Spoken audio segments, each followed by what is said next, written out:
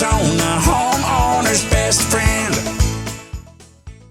Speaking of deliveries, Eric was not making deliveries and he called in. He couldn't hang on because he was arriving at his next destination.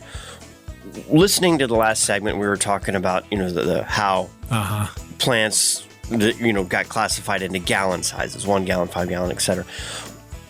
When you're planting and you pull that plant out of that gallon, how do you maintain root ball integrity? Really good question. I didn't mean to confuse him by cutting the old days when we had to cut metal cans, and then you would place that metal can gently back into Mrs. Jones's car, hopefully not cutting yourself or her leather interior with that sliced metal can.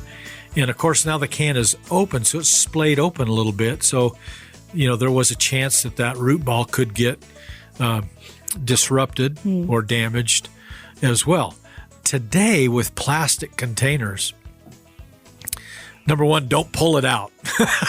Don't grab it by the plant and pull it out of the container.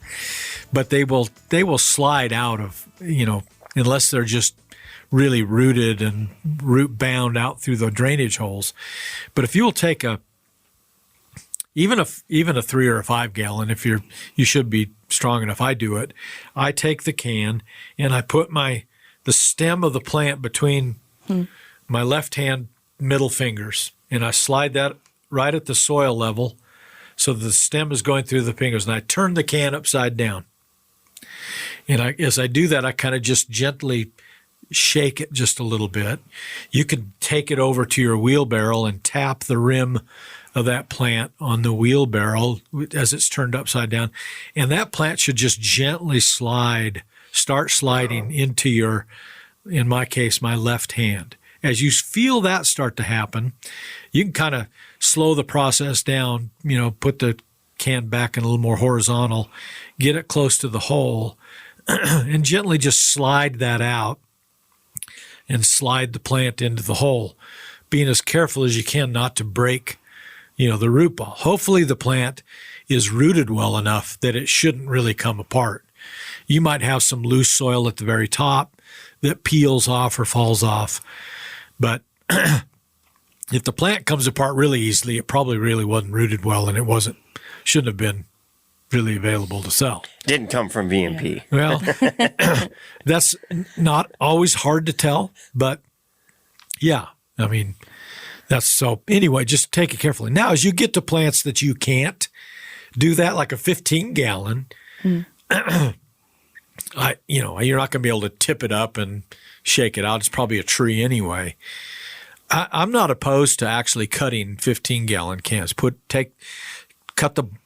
a sharp knife and cut the bottom out of it, get it in the hole, and then slit the sides and then just peel it off. Then you don't risk,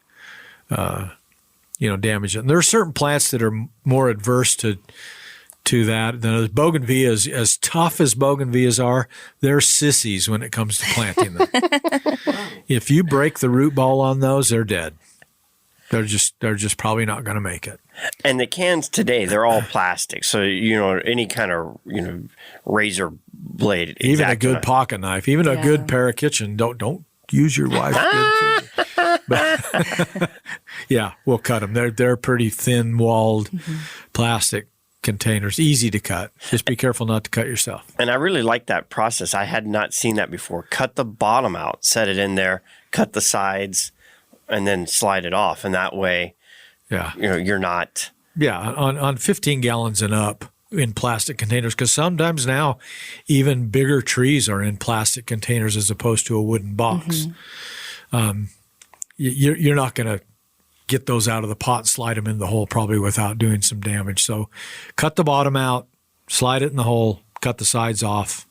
You're good to go. Now, when you pull one of these out, you shouldn't see a lot of spiraling roots, but it does happen. And I've seen where a lot of people say cut those off.